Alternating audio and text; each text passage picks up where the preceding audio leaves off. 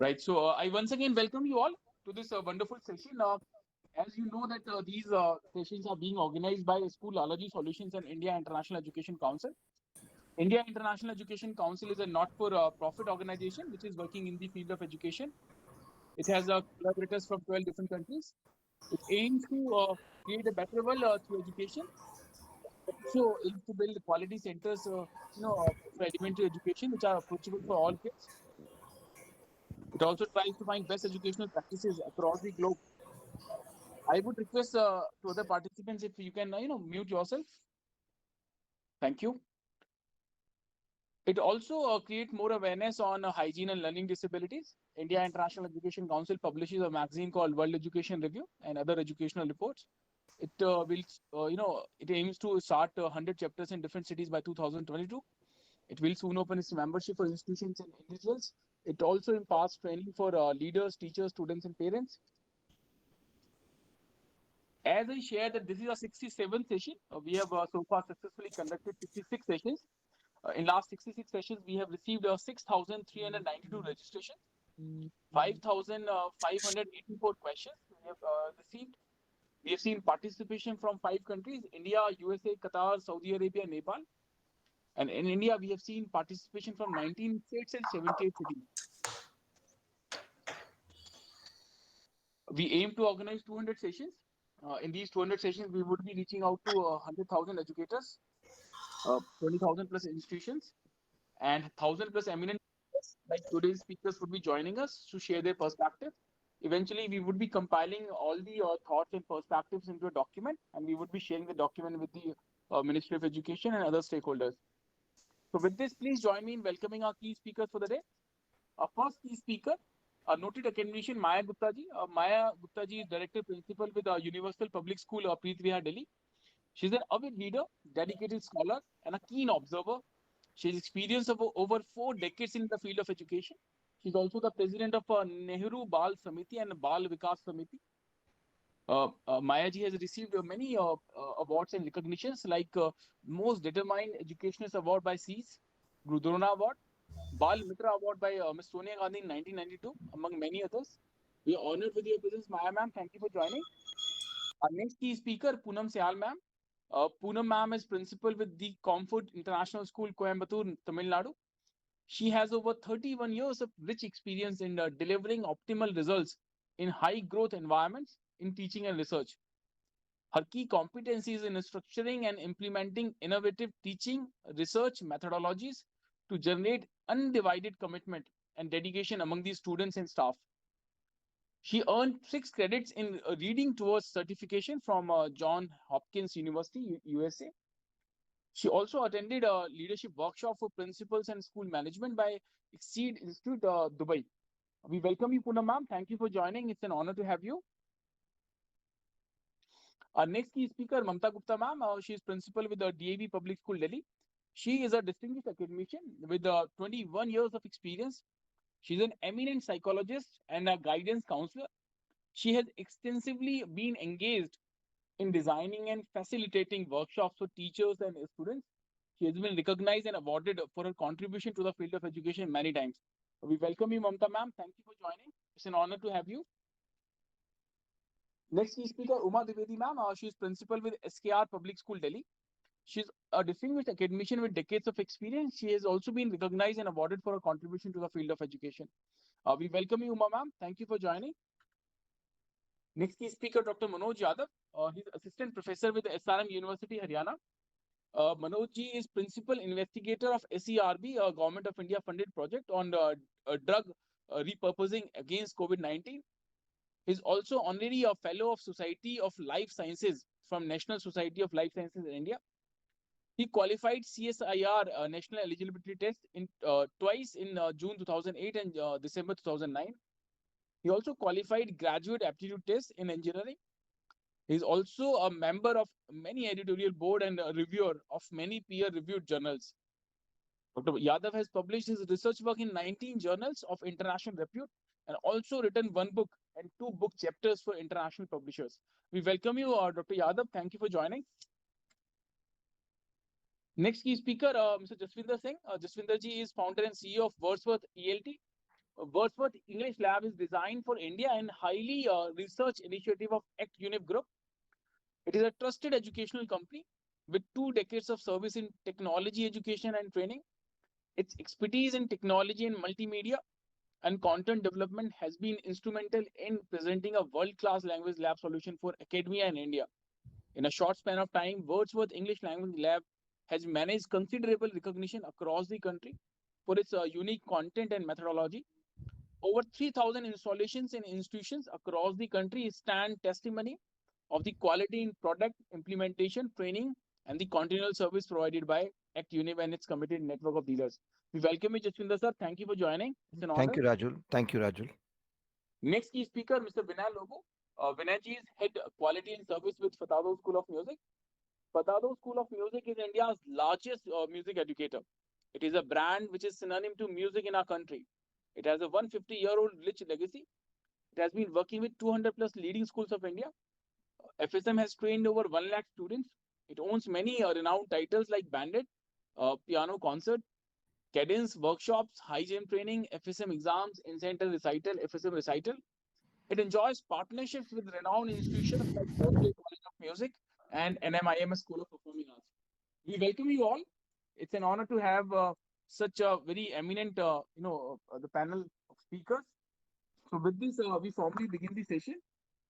And I before I formally invite our key speakers for opening remarks, I'll just quickly share the background of these talks. In fact, when the draft document came out a few years back, even then we had gone to different cities to collect the perspective from different education leaders, and collectively we had shared hundreds of suggestions with the MHRD and CBC and other stakeholders.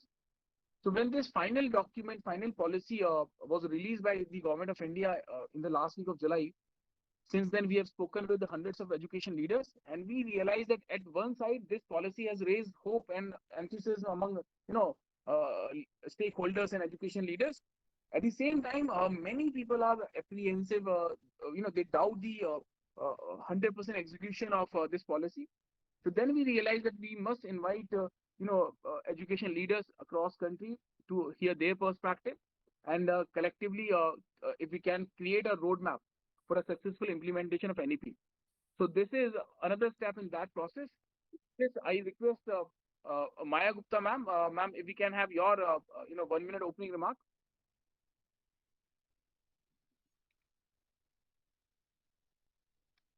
I believe Maya ma'am is yet to join us. I would request Poonam Syal ma'am, if we can have your opening remark.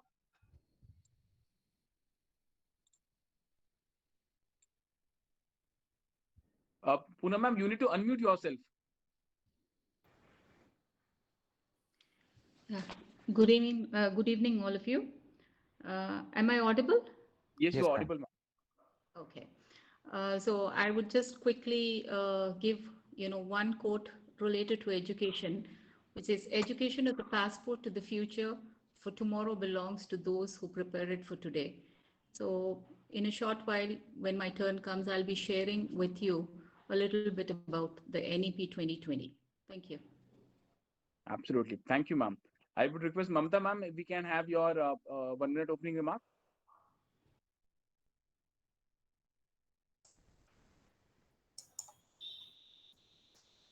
Very good afternoon to everyone, and thank you, Rajul, for giving me the platform. And I would say only that education is the only weapon which can change the entire, even the humanity and entire world. Okay, and I'm going to speak about the key points of New Education Policy 2020 and what is the need and all. Thank you so much. Thank you, ma'am. I would request Uma Dwivedi ma'am, if we can have your 1 minute opening remark.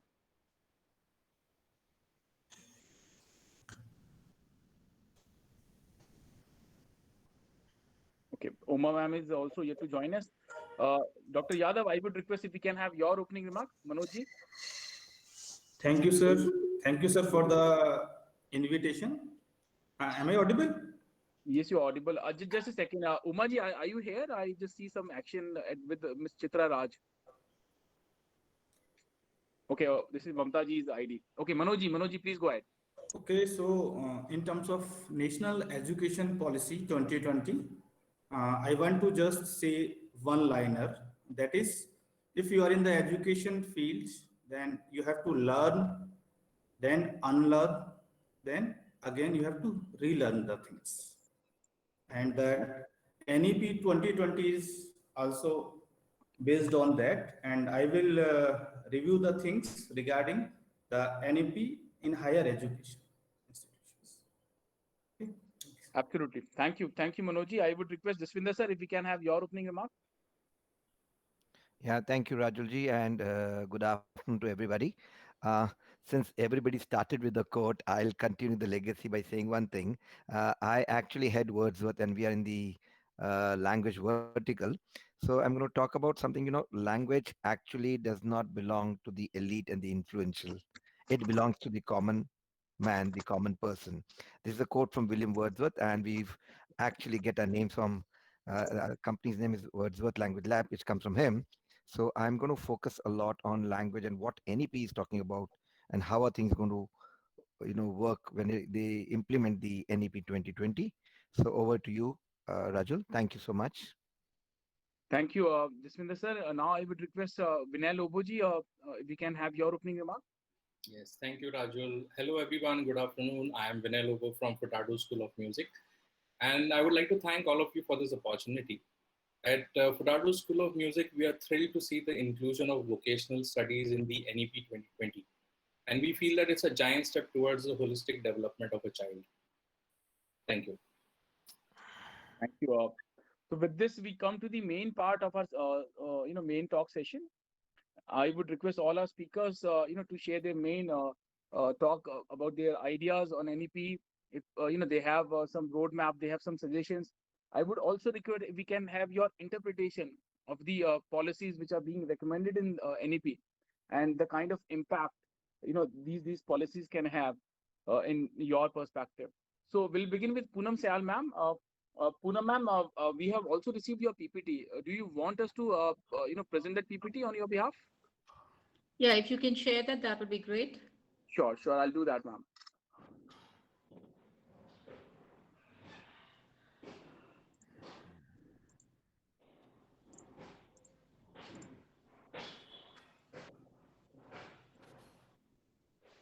Yep. Yes, ma'am. Yeah. So good evening once again. I thank the India International Education Council to offer me an opportunity to share my views on NEP 20 with my fraternity. As we all know that the new education policy has a new format. Instead of the 10 plus 2, we have the 5 plus 3 plus 3 plus 4. 4 stages: foundational stage, 5 years, age 3 to 6, 3 years, Anganwadi, preschool, Balvatika, age 6 to 8, 2 years, grade 1 and 2. The second stage, preparatory stage, which is 3 years, age 8 to 11, grade 3 to 5. The third stage, middle stage, 3 years, age 11 to 14, grade 6 to 8. Then comes the fourth stage, which is the secondary stage, 4 years, age 14 to 18, grade 9 to 12. So starting off with the first stage, which is the foundational stage, 5 years, that is the kindergarten wing and grade 1 and 2. Basically, in this area, we need to actually focus on the hands-on activities so that we can reach out to every child and we can impart whatever we plan. So fun learning happens through multifaceted activity-based or inquiry-based learning, incorporating numerous rich local traditions in the form of art, stories, poetry, games, songs, etc. Developing social capacities, sensitivity, good behavior, courtesy, ethics, personal and public cleanliness, teamwork, and cooperation. So when we plan and when we impart something, naturally we have a goal or we look out for the outcomes. So that is the optimal outcome that we expect is the physical and motor development, cognitive development, socio-emotional, ethical development, cultural artistic development, development of communication, early language, literacy, and numeracy. When we do all this, naturally we need to have the correct kind of facilitators to be able to provide this. So to attain the quality global standards, it is highly necessary that we recruit teachers and workers specially trained in the pedagogy and curriculum of ECCE. Apart from this, of course, we need to have a high quality infrastructure, well designed and ventilated Anganwadis and child friendly learning environment. Coming to the second stage, which is the preparatory stage, 3 years, again, grade 3 to 5, as I said. Basically, in this stage or this part of the students, what we are going to be working with for them is basically what they've done in their first stage, or as I said, the foundational stage. We are just going to be doing a reinforcement of the spade work laid down in the foundational stage.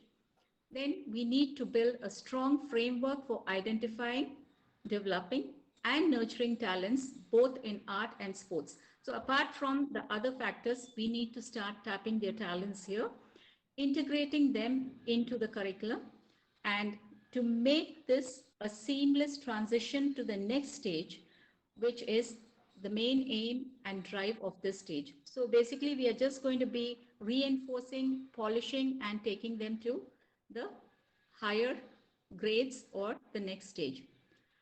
How do we achieve that? Activities, basically activity based on pedagogical curricular style, and we continue to enhance their language skills, which already were offered or provided in the foundational stage. Have interactive classroom learning, build strong foundation across the subjects, language, sciences, maths, whatever is offered. Learning should be holistic, integrated, enjoyable, and engaging. So basically having engaged students and happy students. Focus on reading, writing, speaking, and listening. The interrelationship or the correlation, the interconnection between the subjects should always be specified, highlighted, so that the children understand what we are imparting to make learning easy. Experiential learning through art and physical education, which are the integral part of the curriculum. Apart from this, NEP promotes multilingualism. The policy has emphasized mother tongue, local language, regional language as a medium of instruction, at least till grade 5, preferably till grade 8 and beyond. So basically, they want us to use the mother tongue, local language as the medium of instruction, which definitely they recommend till grade 5, but it is appreciable if it is taken till grade 8 or beyond. All students to learn 3 languages, of which 2 should be Indian. The next question, many webinars when I attended, they all ask, is Hindi mandatory? No. Who decides the 3 languages? Of course, it's going to be the students. What does NEP say on teaching in home language, mother tongue, or local language? So when we talk about imparting education in any of these languages, how and what is going to be happening?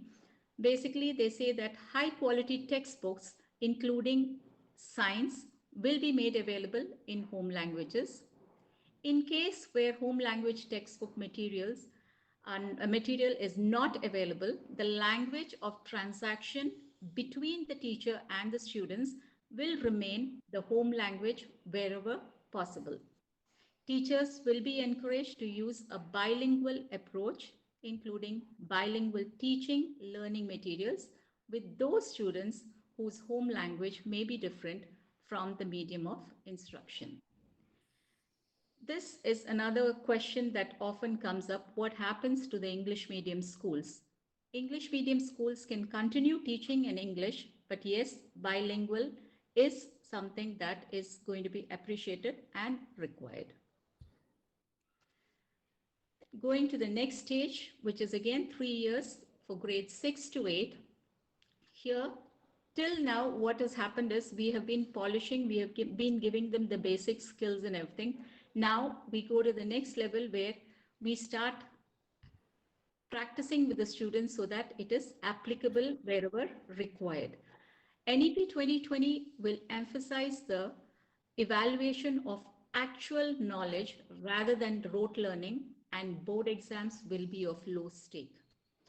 No rigid separation between art and science, between curricular and extracurricular activities, between vocational and academic streams. Assessment reforms policy envisages shift from summative assessment, that is assessment of learning, to regular and formative assessment, assessment for learning. Apart from this, of course, the next big or different thing that is going to happen is the new National Assessment Center Parak will be set up as a standard setting body. Performance assessment review and analysis of knowledge for holistic development. The assessment reforms with 360 degrees holistic progress card, tracking student progress for achieving learning outcomes. So basically, what we are going to be doing here is we are going to be having a standard body which is going to see whether the NEP implementation is happening, outcomes are achieved. And as a school, when we are going to be sharing whatever report we have to share with the parents, we are basically going to be having a 360-degree progress card, which will be talking about many more details than just their academics. Importance to practical assignment and skill development. The new education policy lays emphasis on practical knowledge and skill development, which will begin from grade 6. Student will be taught coding from grade 6. Students will be allowed to choose and learn subjects of their choice from grade 8. Apart from this, NEP 20 is going to focus more on vocational studies at school level. Every child will have to learn at least one vocational subject and will be exposed to several more during his or her schooling.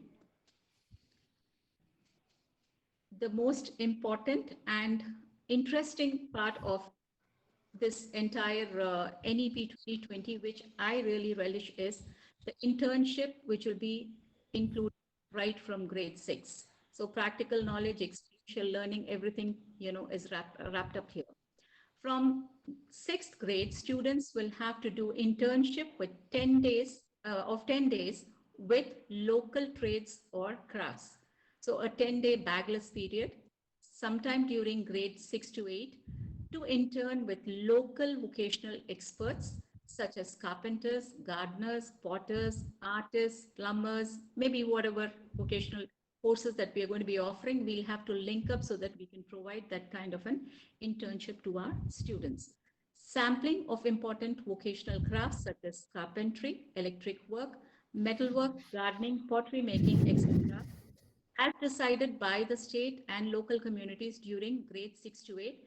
Again, whatever is going to be offered, we have to ensure that we'll be able to provide it to the students as an internship, and wherever required, help them out to complete that.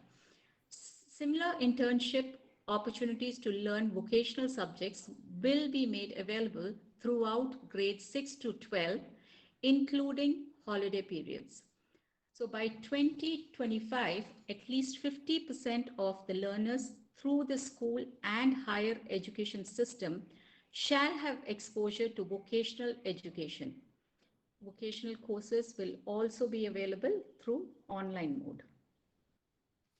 Coming to the last or the 4th stage, which is the secondary stage, 4 years, grade 9 to 12.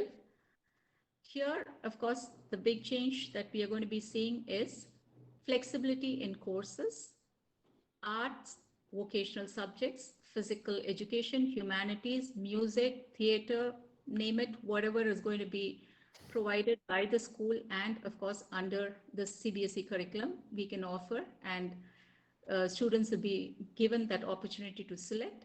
Semesters each year, which means there will be 2 semesters in a year and a total of 8 semesters in 4 years. Interdisciplinary and multilingual approach. Flexibility for students. Students can make their choice of subjects to select across humanities, sciences, sports, and vocational subjects. There is not going to be any categorization of academic subjects, extracurricular or co-curricular activities, subjects. No difference, and all will fall under the curriculum. NCERT will prepare syllabus on yoga, dance, sports, music, drawing, sculpting, painting, pottery, woodwork, gardening, and electric work. So basically, when we look at this, what is going to happen or what we're looking forward for is a student, if he's in a science stream, he can, and if he or she likes fashion studies, he may go ahead and take fashion studies. Interested in bakery, can go ahead and take bakery. So whatever pool of subjects that you're going to offer, they can match according to their choice and they can go ahead and take those subjects. Curriculum will include digital literacy, scientific temper, Indian and local traditions, language communication skills.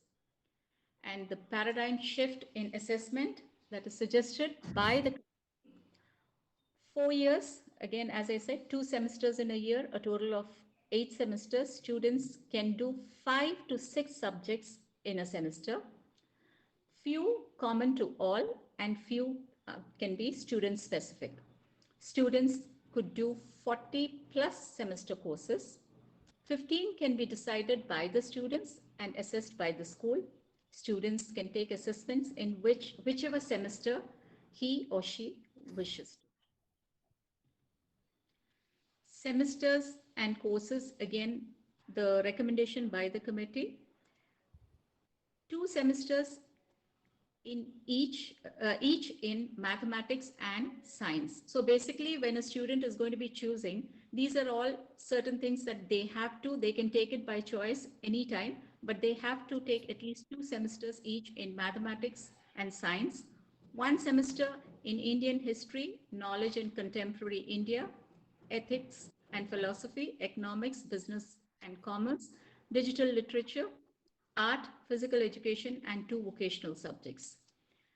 Additional advanced subjects can be taken, which is math, statistics, science, and computer programming.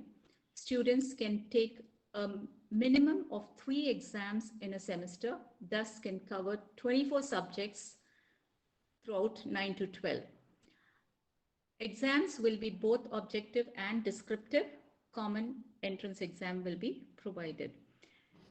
National Testing Agency, that is the NTA, the common test that we have is going to be available in many languages already. I think they're working towards that, and mostly computer based. Student can take that at any point of time. Then the higher education, 3 to 4 year degree program with multiple entry exit option. In today's scenario, if I take up if I join for my graduation, for any reason, if I have to leave in between, I lose it all. But in future, if they complete 1 year, after the first year, they get a certificate. After 2 years, they get a diploma. After 3 years, they get the degree, and even 1 year master's program is planned. Teacher education, 4 years integrated course from 2030, and there'll be continuous professional development courses which the teachers or the educators will have to take up. So in a nutshell, what are the benefits of the education policy 2020? New education policy will give importance to students' practical knowledge instead of just pushing them towards rote learning. Marks are not going to be important, but the skills and their knowledge application is going to be the key factor or more important. It will help students to develop scientific temper and language skills from a younger age. The NEP aims to make it easier to set up new quality higher educational institutions which will be at par with the global standards. NEP also plans to bring foreign colleges to set up their campuses here, giving opportunity for those students who are unable to go abroad due to multiple reasons, and they will be able to experience it here and get the global exposure. This will promote value-based education, smart and passionate. So with all this in the future, especially students who are going to be the products of the NEP 2020, they are going to be smart and passionate future citizens as they will be specializing in their area of interest with a galore of subject choices made available to them with experiential learning. So with this, I come to an end of my presentation. I wish you all a very happy new year. Thank you. Take care and stay safe.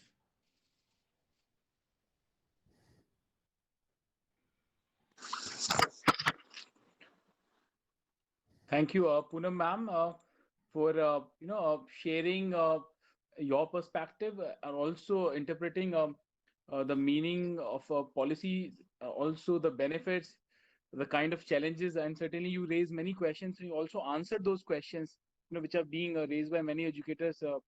We have also received such questions from many participants during our last 66 sessions. So big thanks, ma'am. I'll come back to you with questions. Now, I would request Mamta Gupta ma'am. Mamta ji, if we can have your perspective on NEP.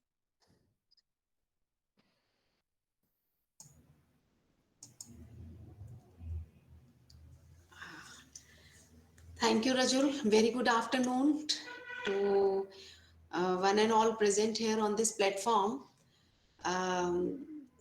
Thank you, Poonam ji. You gave a very detailed information about new education policy, and right from the child starts going to school or Anganwadi to the higher education.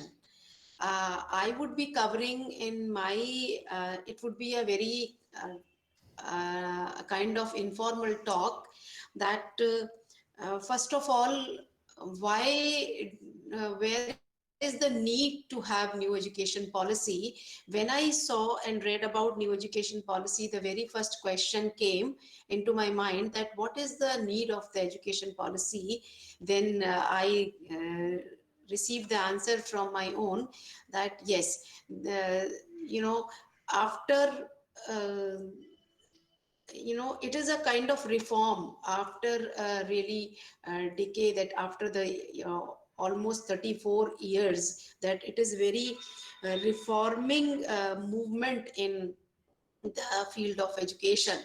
And now if we see as in a teaching field or in an education field, that the education when the child would be completing its education after school, after like up to class 12th, it would be entirely different from the previous time. And this is going to take our education system to a really a new heights. It is a historic movement. It is entirely change whatever we used to teach the children and whatever we have learned in our past time. So this is entirely changed.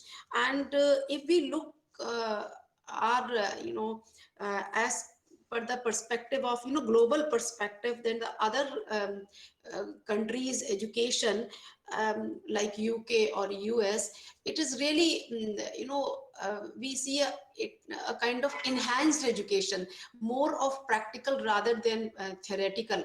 So yes, definitely this new education policy, as per in the according to the papers, as it is showing, or it seems like that if the implementation is according to, then it would be definitely a great change and a very welcoming for all of us.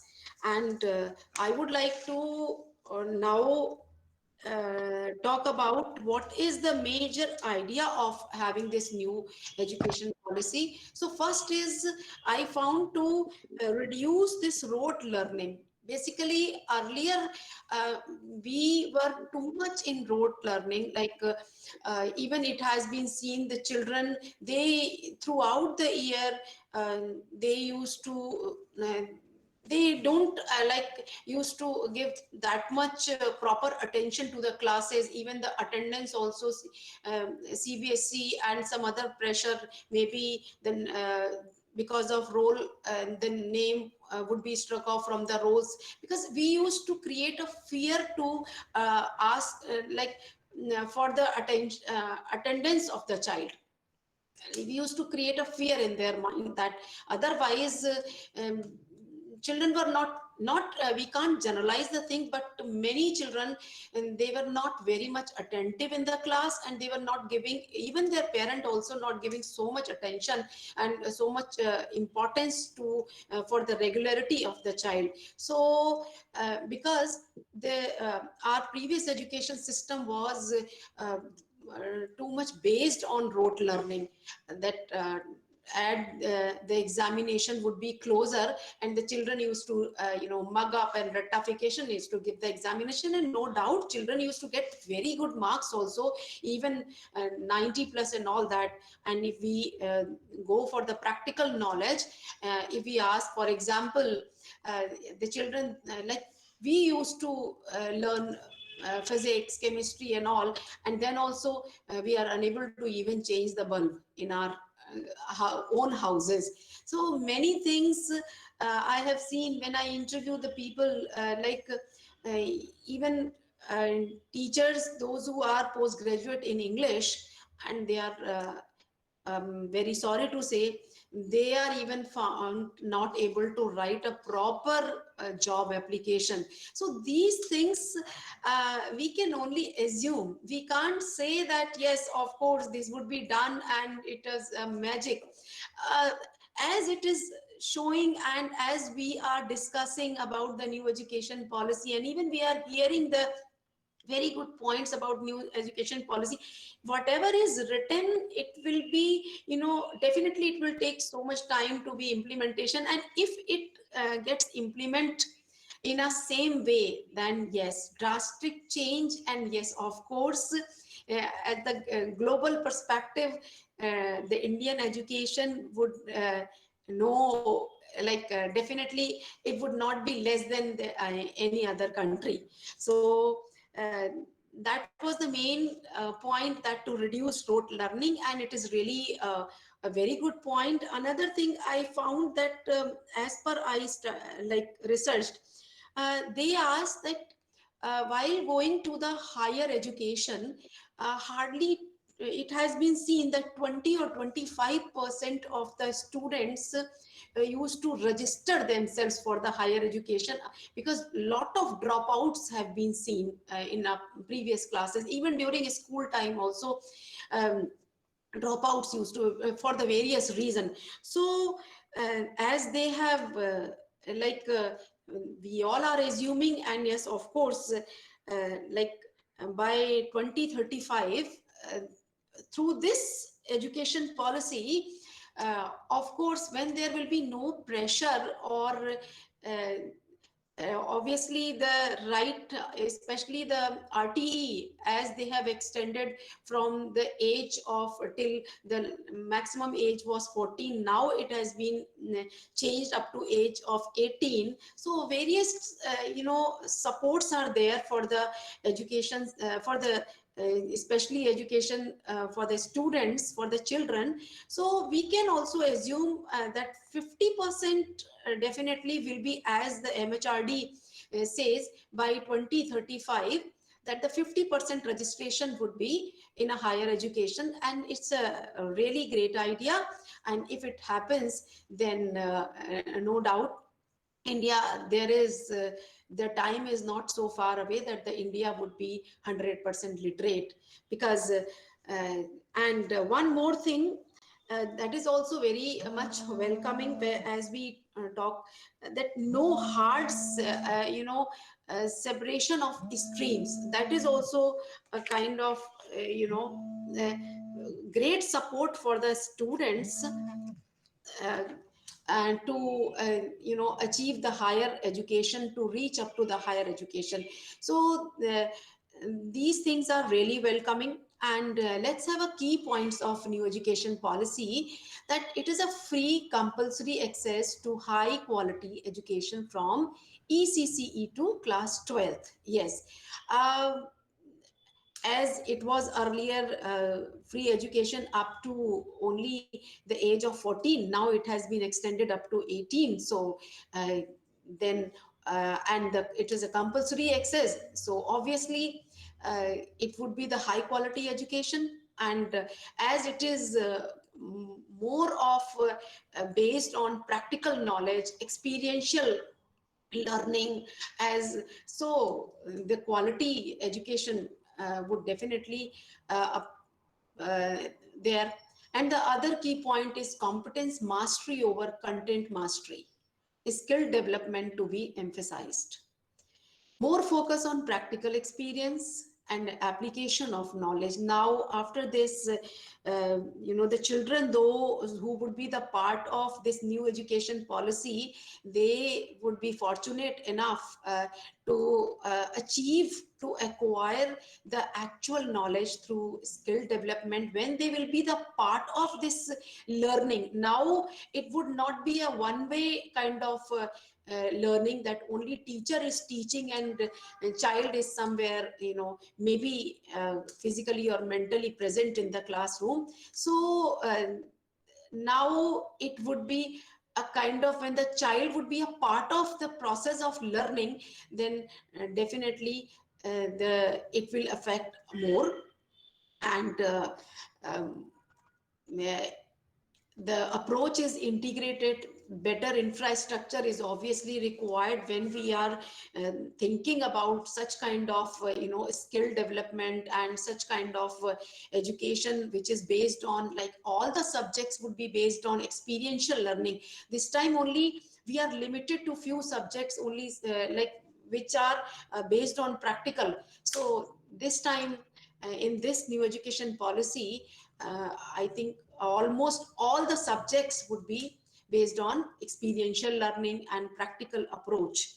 So this is a welcome note for a new education policy. And let's have, as ma'am discussed already, that the structure has been changed, 5 plus 3 plus 3 plus 4. I would be talking up to the middle stage, because already the other speakers also have to speak, and already very detailed information has been shared. So I would request Mamta ma'am, if we can, because we have also received many questions. yeah. So, if we can, I'm sure these are the things, would come in form of questions, and while answering those questions, this is just my suggestion, just to save the time. Okay, fine, no problem. So basically, I loved what the aspect of this basic concept of new education policy. When the child goes in class 6, the coding has been introduced. The a child would be a part of one some kind of as we are talking about the internship. So internship is a kind of experiential learning, when the child will itself go. If child has to collect the data from the, for example, some old age home, then children will go and they will talk and they will see how, what is the feeling and how they are living. So they will be writing their own experiences. That is really excellent. And now I will end my talk. It is mm, really welcoming, and thank you so much. And I will be waiting for the questionnaire. Thank you, Mamta ma'am, and we all agree with you when you say that NEP has a potential, to make India Vishwaguru at a global stage. It would certainly help us in achieving that 100% literacy aim, which we have been aiming for years, for ages. And you also rightly said that NEP emphasizes upon, that practical aspects of learning. So be it in form of encouraging, that experiential learning. Poonam Sayal ma'am also, pointed out towards that, and also that internship or a skill-based educational, vocational education. You both, Mamta ma'am and Poonam ma'am, you both, rightly talked about those parts. So certainly, we are going to see a different kind of evolution of our education. So big thanks, ma'am. We'll come back to you with questions. Now I would request Jaswinder sir. Sir, you have spent your many decades in education. You have seen the evolution of education from a different perspective. So I would request if we can have your perspective. And after that, Manoj sir will come back to you. Will come to you. Jaswinder ji.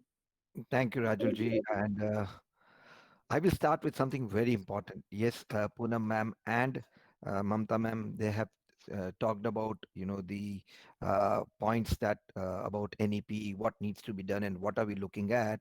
But I'll start with what was the need of getting this NEP. Yes, there was a change needed, but it is not to compete with the other world, not to compete with the other countries. It is to lead the other countries into a new era. Okay, so if you look at very closely what this current, we have a nationalist government. What are they trying to do? They actually trying to make India the world leader. Now, for that, what is it that we are looking at? We are looking at a skill-based economy. Okay, we are looking at a skill-based economy. Why? Because India needs to be or is going to be the factory of the world. India is already the back office of the world. India is going to be the service provider to the world. And for that, you need a lot of skilled people. If I come to this point, not everybody needs to be a graduate. You see, you don't have to be a graduate to be able to do something. So, what they're trying to do is they're trying to actually say, instead of what we say dropouts, we are talking about opting out, right? You don't drop out of learning. Learning continues year long, lifelong, but you opt out in either to maybe get some experience or to support your family. Let us understand that we are very soon going to be the maximum number of people in the world. A lot of mouths have to be fed. A lot of mouths have to be fed. So there are, what people do is they opt out saying, I have to work, or they drop out. So now it is opt out either to get more experience or to support your family. Let me give you one example. If you've done your graduation and suppose you want to do your MBA post graduation, how do you know what is required when you have not worked? So that is one point. And one very important thing, giving 10 days of that learning is important. But I would still suggest that if I were to take up the this learning again, I would work for at least 1 year after my 3 year graduation and then go into post graduation, or what they call it as a research time. So that's an important point.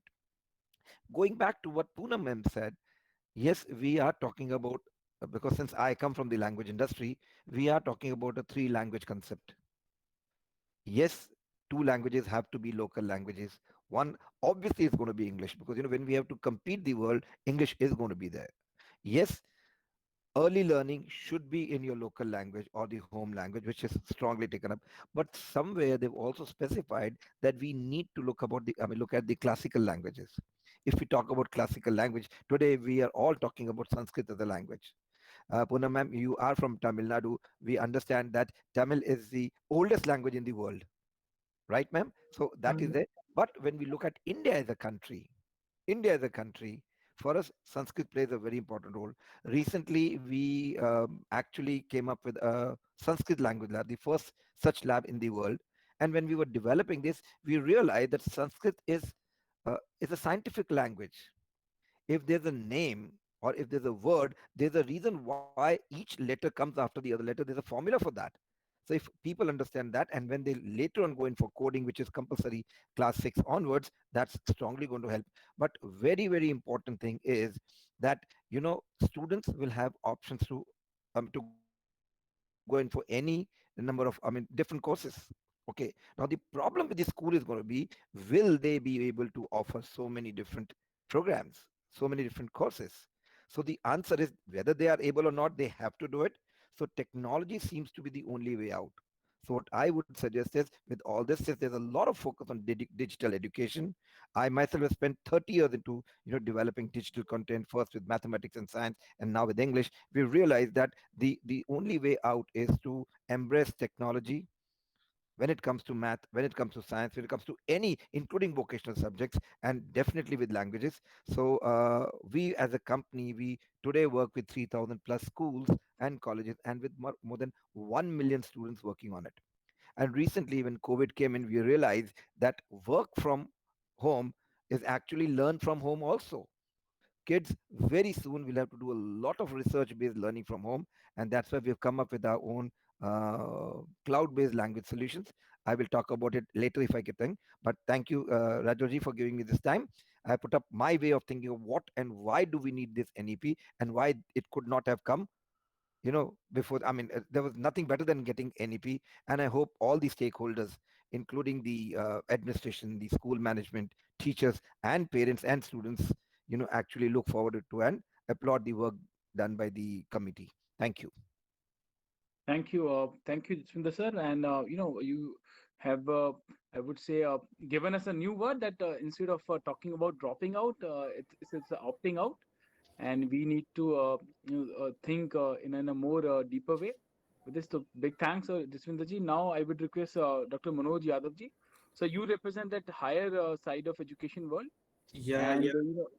many educators who have joined us during our last sessions, they have talked about that we need a more and very proactive collaboration or integration between the higher education and school education. So what are your thoughts? How do you see it, Dr. Yadav? Okay, Rajul, can I share my slides? Yes, you can do that, sir. 8 to 10 minutes. I would request the time limit so that It we is have sufficient time. actually it is only one slide. That's absolutely fine. Absolutely fine.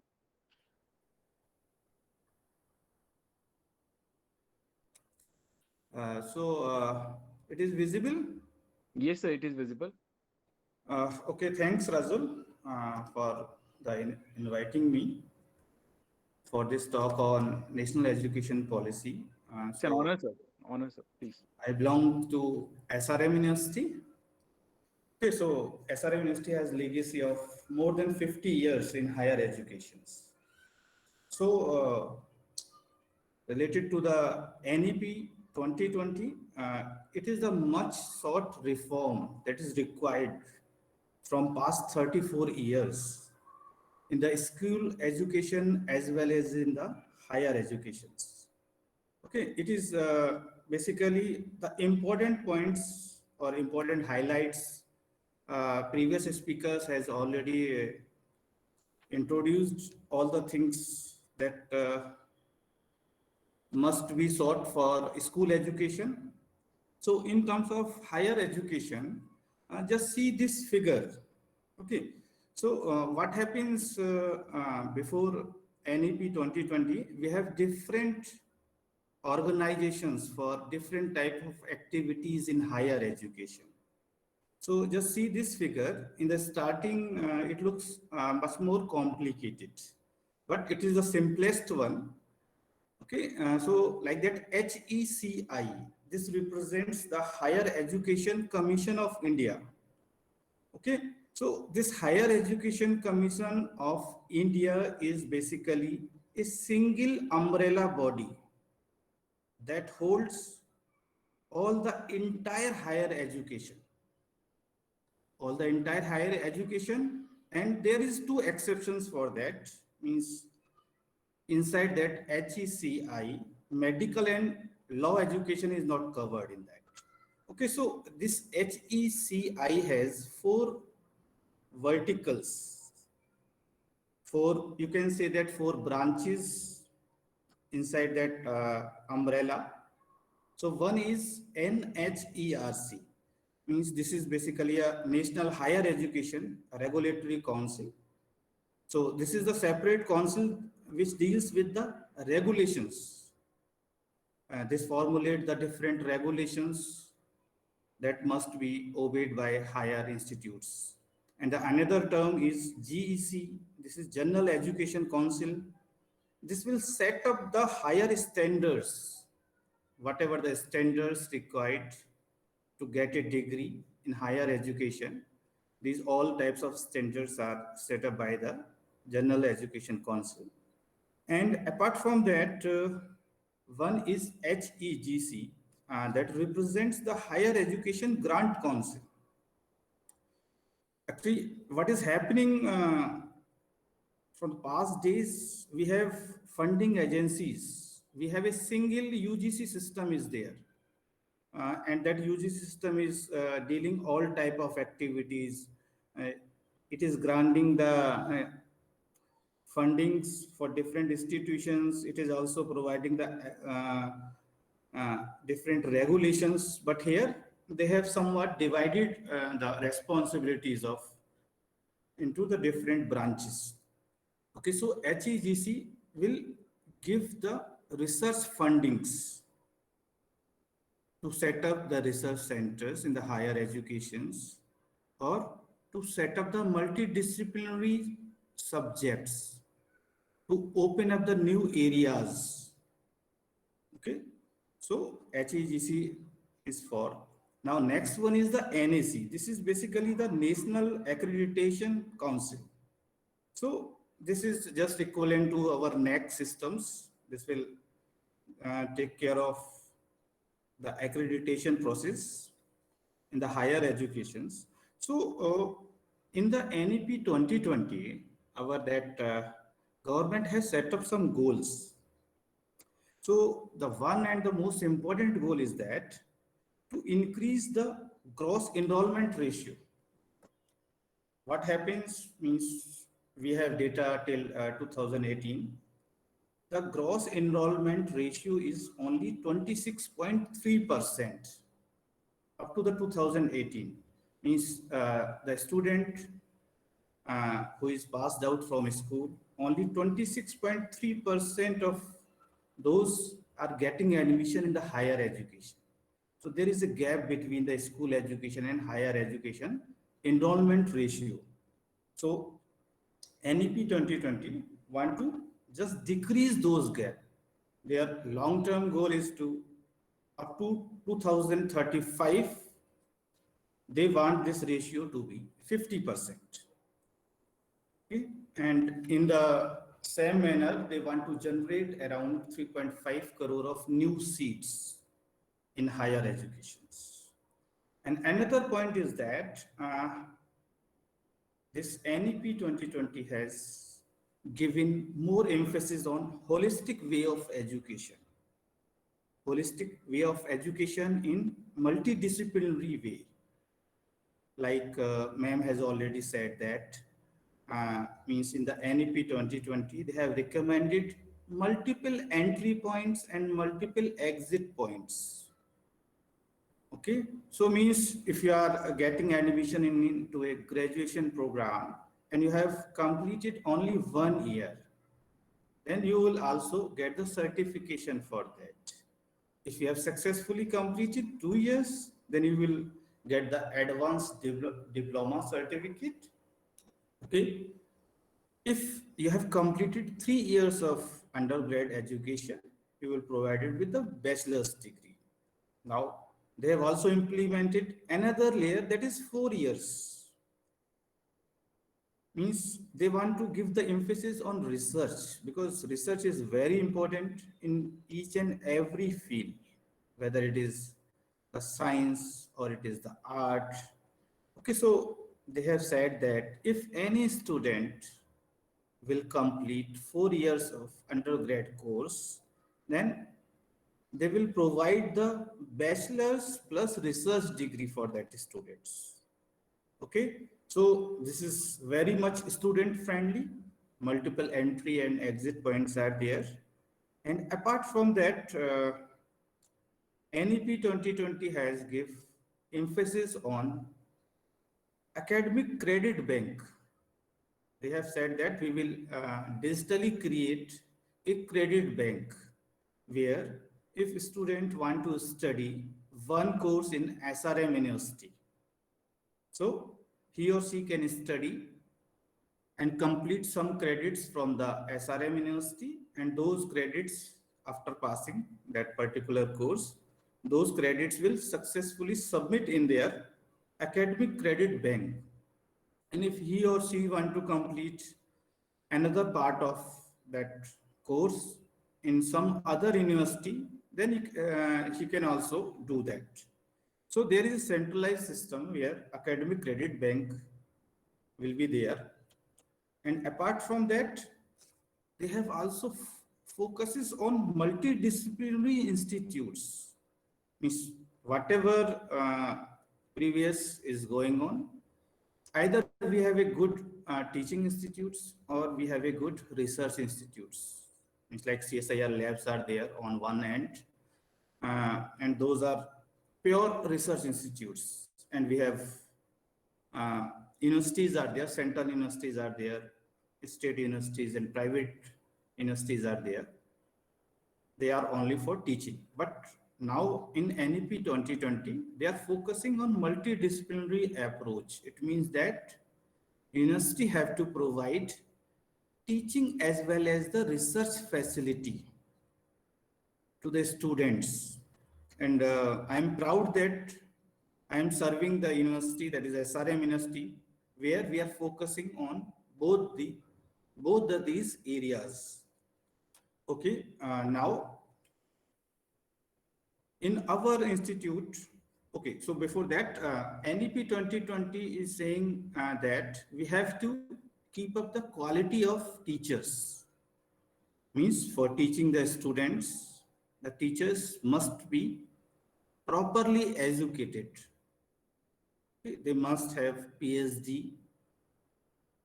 Okay, so in our SRM University, we have 100% faculties who are PhDs and postdocs.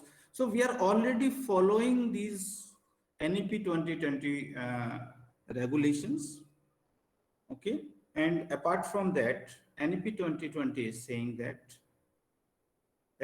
we will provide the financial support to the students on the basis of their merit or on the basis of some other criterias that are formulated by governments. Okay, so they have mainly focused on multidisciplinary approaches and student-friendly education. And apart from that, it is also focusing on the online education. Since we know that we are facing the pandemic, initially it was the epidemic, later on it will become pandemic. So in this time, we are all working from home. So we have to utilize the digital platforms. So as a higher education institute, we are doing this. We are taking 100% online classes. Even we are giving them assessments using different tools like Google Meet, Google Classrooms, Zoom meetings, or even we are conducting the virtual lab. We are conducting the virtual practicals for students. So my opinion is that this national education policy is a much sought reform that is required in the current scenario. And it is a balanced policy which is focusing on teaching as the user-friendly in terms of students. So this is all from my side. Raju. Thank you, Dr. Yadav. You talked about very important points and very important developments which have been mentioned in NEP, be it GEC or GER or that 4-year degree program, and that very revolutionary academic credit bank. That is certainly going to change. That also help us in solving the problem which Jaswinder Singh sir raised, that the dropping out or opting out, the students who are going out of the system, and if after gaining some experience or after improving their financial health, if they want to come back to the to continue their the education or their courses, so this academic credit bank would help those students. It also would help that kind of environment. So thank you, Dr. Yadav, for joining and for sharing your ideas. We'll come back to you with questions.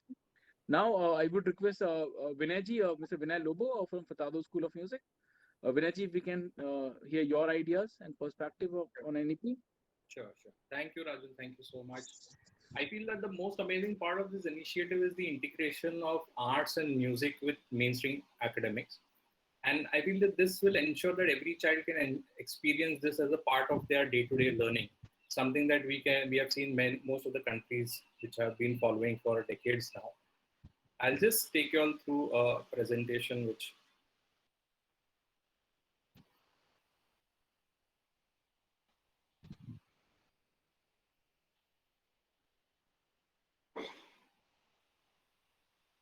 is my screen visible? Not yet, sir. Uh, It is visible. it is Yeah, visible. it is visible now. Right? All right. All right. Yeah. So a little about us. Established in 1865, Futados has always been a leader in the field of musical instruments, accessories, print music, and digital equipment. Futados holds a record number of international dealerships for top-of-the-line brands in music, and instruments are imported from all across the globe. On the other hand, Furtado School of Music, FSM, was founded in July 2011 with a vision to make quality music education accessible to children and individuals, young and old, making the entire learning process fun-filled, joyous, and memorable. Through our offline model in schools, we have touched the lives of 75,000 plus students. We are present in 145 plus schools, and we have 15 centers across the country. In our school program, FSM invests in all music instruments and design of the music room in the school premises. We also depute well-trained music teachers to the school. A few of the names that we are pleased to be associated with are mentioned here, and a few of them being from CNS to Nahar International School. Along with education, FSM truly believes in giving students a platform for them to come together and showcase their talents. And with that in mind, we have curated multiple music festivals to help students display their talents. Bandit is one such event, which is an inter-school music competition, where students form their school bands and then compete with other schools. We also have piano concerts where students who have an interest in classical music can take part in the concert. And apart from that, we have other smaller group events in our centers. We are also proud to be associated with Berklee College of Music and with NMIMS, which is one of the top 10 B schools in India. So post-COVID, while the whole world, us included, was affected, we quickly had to change gears and improvise on our action plan. And as they say, the show must go on. We moved to the online methodology for conducting our online classes and have met with huge success and appreciation from parents and students alike. Along with music and non-music classes, we have also been conducting online classes for corporates like HDFC and HSBC. We also have been having weekly meet and greet sessions with our students to help them perform online and get insights and tips from our music coaches.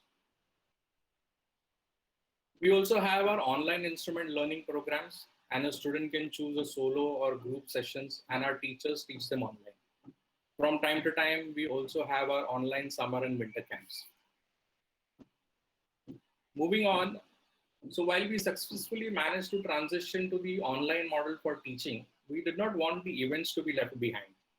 We were determined that we would not allow 2020 to put a break to our events, which was such a thrill for the students, schools, and us alike. So Bandit 2020 was our first physical event which we moved online, and we had a huge turnout of students who participated in both the band and solo categories.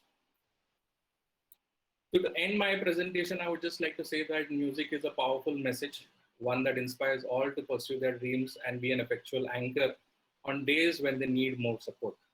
FSM in its small way seeks to make this a reality. Thank you. Thank you, Vinayji, for sharing this beautiful message. And certainly, music is very powerful. It it certainly improves our efficiency in different other subjects as well. So big thanks, Vinayji, for joining and sharing your thoughts. And now, time to open the house. I would also, suggest all the participants, if you have any question, you can write in the chat box. And we have also received many questions, so I'll start presenting these questions to our key speakers. But before I start presenting these questions, I'll just take a minute in explaining what exactly we are doing at school Lalaji Solutions, and after that we'll start with question answer. I'll share my screen here.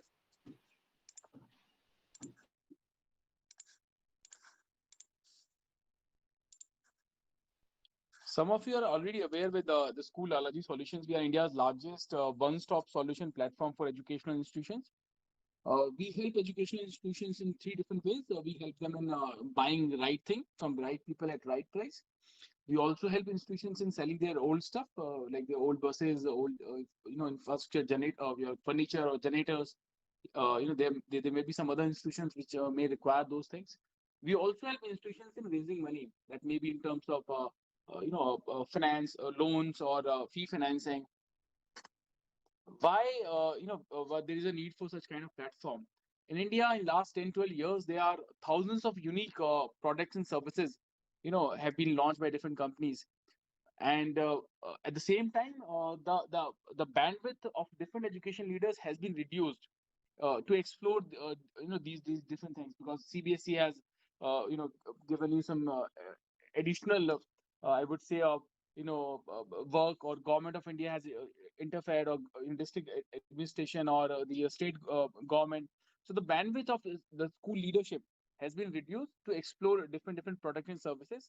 So at the same time, we come into picture. We understand your school, we understand your taste, we understand your requirement and limitations, and accordingly we talk to those different companies, and we filter those companies, and we present those companies to you. So these are the areas where we are working. We are helping institutions finding right smart classroom, uniform, insurance, diesel. We are supplying diesel to step language lab, security solutions, furniture, recruitment, music classroom, healthcare, robotics, STEM STEAM labs, career counseling, stationery, digital marketing, IT solutions, educational tour, generators, learning tools, and finance. And we take the guarantee that will at least save you 5 to 7% of your annual expenditure. So that's kind of an additional 5 to 7% revenue generation. Just one example, last year alone, we saved 2 crore 40 lakh rupees, for different schools in bus insurance only. These are some major highlights. We did 8 megawatt solar installation for different schools, 3,000 bus insurance, 400 plus smart classrooms, 2,000 cameras, 350 plus training programs, 56 old buses we sold from one school to other, and we installed uniform in 42 schools. And one very quick information, by the end of 2021, we aim to reach out to 10,000 institutions. We need your support, guidance, and blessings. One very quick information to all the leaders, that this COVID time, we also help 92 institutions in delivering their books. In the month of May, June, and July. In those 3 months, we delivered books for 92 schools. From their school to their students' home. So we did that home delivery of books for 92 schools in this COVID time. So big thanks for your patience and time. Now I would request Poonam ma'am, if I can present this first question to you. Yes, sir. Right. So You can hear me? yeah, I can hear you, ma'am. Just give me a second. Yeah, this question, Poonam ma'am, has come from Saint Mark School. Mhm. The Miss Manasi Chopra. She's a PGT Commerce with St. Mark's School, Delhi. Miss Manasi Chopra has asked, will the medium of instruction in mother tongue up to fifth standard, affect English medium schools? Though you answered this question during your presentation, but how do you perceive the scenario, ma'am? See, basically, as I said in my presentation, English medium schools, it is not going to be affected that you cannot teach in English. But yes, they do say that if you're able to, it is basically, even now there are schools, especially, a lot of schools in Delhi, I know, that they do have bilingual teaching happening even in regular classes. So basically what NEP is telling is, like, if you're able to, you know, adopt to whatever the local language or the home language is, because India is diverse, so you're not going to have just only local people coming to you. You're going to have people from various language backgrounds coming to your school. So it is definitely not possible to cater to everyone's language, but yes, at least the local language if you're able to cater. But yeah, you can teach in English, but as much as possible you need to even uh, have an alternative of bilingualism. Right, right, absolutely. Thank you, ma'am. Mamta ji, I would request if you can take on this one. Yeah. Yeah, this has been asked by Ms. Ritu Malik. Ritu Malik ji is Vice Principal with Delhi Public School, Gurugram. Ritu ji has asked, how will this NEP benefit the rural students? See, NEP is for all, and it is, a kind of like it would be benefited for in a same way for the rural students as well for the urban, because the policy is for all the school, for all the even there is no discrimination for rural or urban. It would go in the same way. Right, right. No, in fact, many educators have also, I would say, they believe that many good private schools are already implementing, as Dr. Yadav said, that his university is also already implementing a lot of, points which are there in the policy. Also, many educators have believed that good private schools are already implementing many of the points, but the biggest challenge would be for the government schools or the village schools or the budget schools. The training See, teachers. Yeah. as it is already mentioned, then the teachers would also be, empowered. They would be trained, and then only there would be a, some different system of procedure, different procedure of selecting the teachers. So when the teachers would be trained, only trained teachers would be appointed for all the schools. Then obviously we can only assume or expect that the rural areas would not be affected.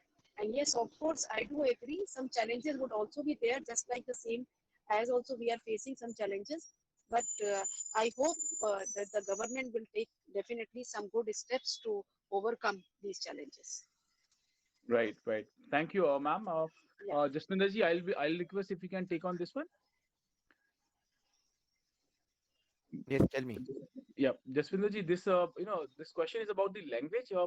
Uh, so this ask, what according to you would be the language scenario when NEP 2020 comes into effect? Okay, so I have partially answered this earlier, but if I may put it back again, see, I will answer your previous question as a part of this. In the tier 3 cities or the rural areas, you did not have teachers with the right kind of English background. So in this case, what will happen is they will be able to teach in their home language. That's one, right? But if you look at the language scenario, I always believe that if things explained in the mother language or the home language, it is easy for students to learn. So yes, it is going to help students in the early years, which are the foundation years. That's one. Okay. Second, going into this, but this does not mean, like Poonam ma'am said, that English is not going to lose its importance. If we have to integrate our country, there's only one language, unfortunately, being a foreign language, which unites us all when we have to talk on a particular or on a platform. So local languages will gain more importance. Teachers who are otherwise good and not able to deliver in English, they would gain importance. But English as a language will definitely gain more importance because with all this, what are we trying to do? We are trying to make a smaller world. And if you're trying to make a smaller world, English as a language will have to be worked on. Last but not the least, I would also want to point on to Sanskrit. Though very frankly, I almost flunked in Sanskrit when I was studying. But now when we started working on it, we realized that such languages, which are the cradle of civilization or mother of majority of Indian languages, if focus brought in, it will definitely change the way people look at English. If Germany can make it compulsory for research or for people who are doing high level machine learning or machine programming, this will bring in little more interest in our country. So yes, NEP will bring in a change with languages. There'll be more languages to be worked on. And again, digitization or computerization is something that will help them. Thank you, Jaswinder sir. Now I would request Dr. Manoj Yadav. Dr. Yadav, this question has come Yes. from Mr. Kiran Panjwani. He's vice principal with the Hyderabad Public School, Ramanatpur. Mr. Kiran has asked, NEP has given too many exit options to senior students. Will it not confuse the students? No. The student will not confused because in this digital time, students are smarter compared with the previous ones.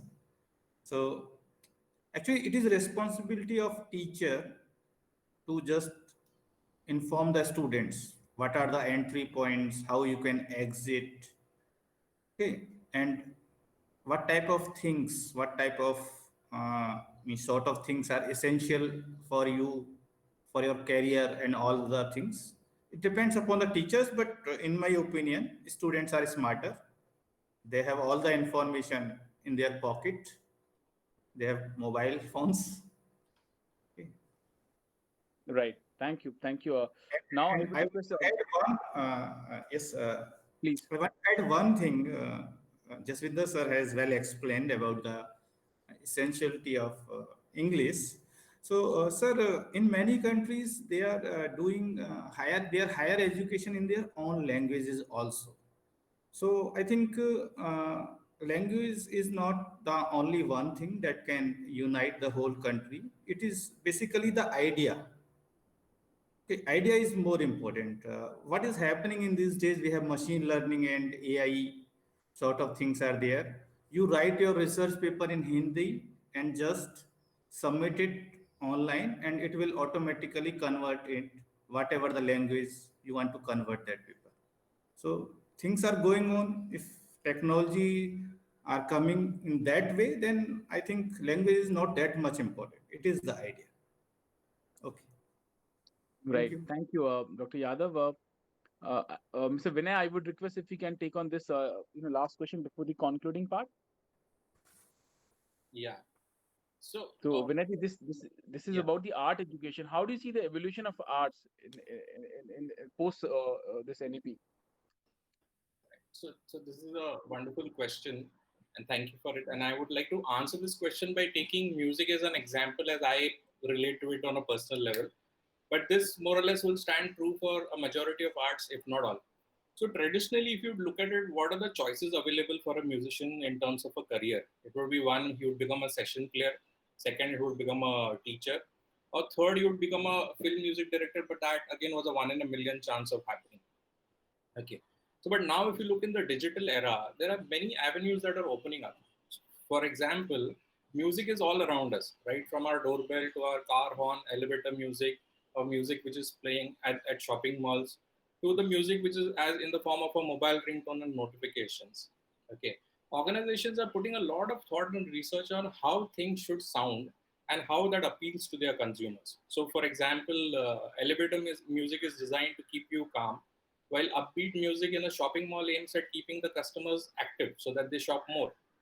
Similarly, a mobile notification should get your attention but not distract or scare you, right? For example, if you're driving, you wouldn't want that. So they are going to need artists who are knowledgeable and who are certified. There is going to be an ever-growing need for artists who can provide services in sound design, commercial backing tracks, background scores, online content development, developing audio libraries. And this will not happen in large multi-million-dollar studios, but in bedroom home studios on laptops now.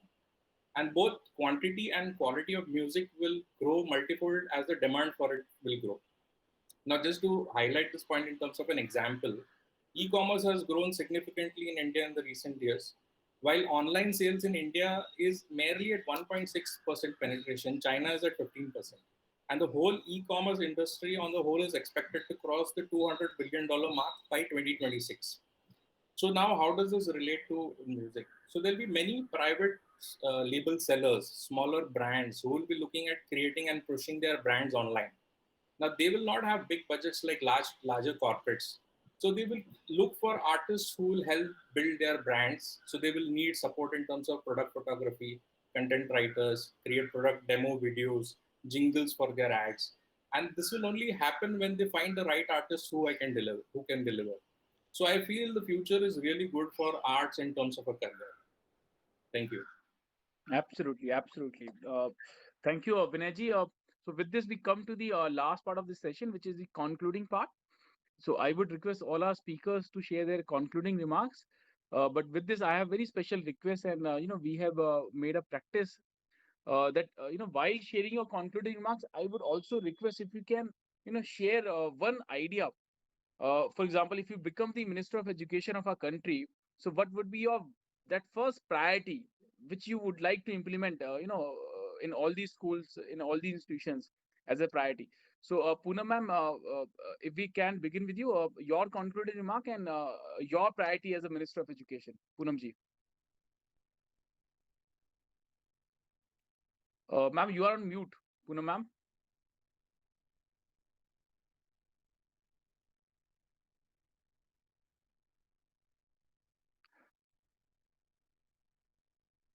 Okay, I believe there is a technical glitch with Poonam ma'am. We'll come back to Poonam ma'am. Mamta ma'am, if you are here, can we have your concluding remark?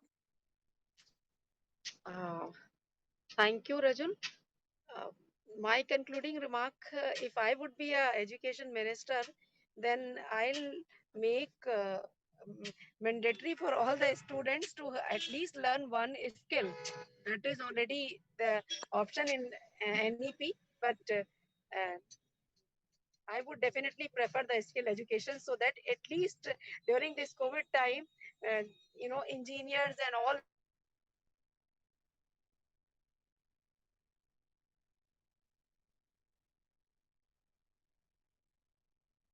Your voice is not coming, ma'am.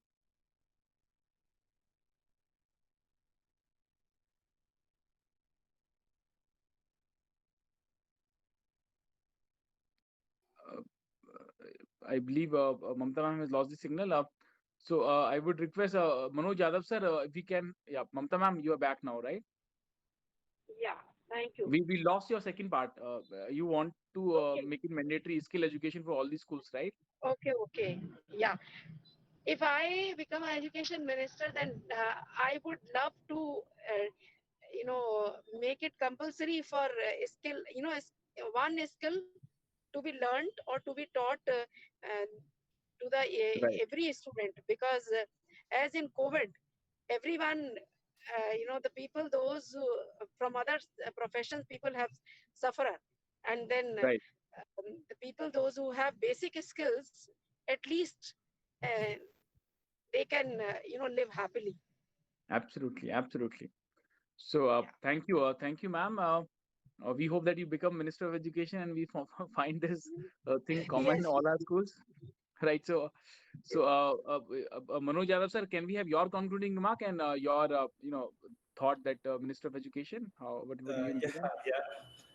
That is very hypothetical one. If I would be the education minister, so I will work on one motto, that is think globally and act locally. Means we have to think This looks all the like a things. Modi ji style of idea. No, actually, problem is that we directly just import the things from the foreign universities and foreign research institutes. Before just importing the things, we have to think about whatever the facilities we have. Like that, in our India, our that GDP contribution in higher education is less than 4.6% these days, and we want to become our Oxford or Harvard University. Their GDP contribution is more than 10. So at least we have to increase the funding in the higher as well as in the school education. So that is the most important part. But I will. Harvard and those institutions, do they look funding from government? They are the Both. self-sufficient Actually, universities. they work on some private and government model, both. Okay. They are getting funding from government as well as the private partners. Right. Right. So Puram ma'am, before I come to you to hear your thought, I would request Jaswinder sir if we can have your concluding remark and what would be your idea as Minister of Education. Rajul, 2 points. One is like in countries, you have the first lady, okay, wife of the president. I would want teachers to be the first citizens of this country. We need to give them their value. 1 point, right? Second point I would talk about is I would want the government to stay away from education. All they need to do is form the policies, if required, give the funding, and let people do their work.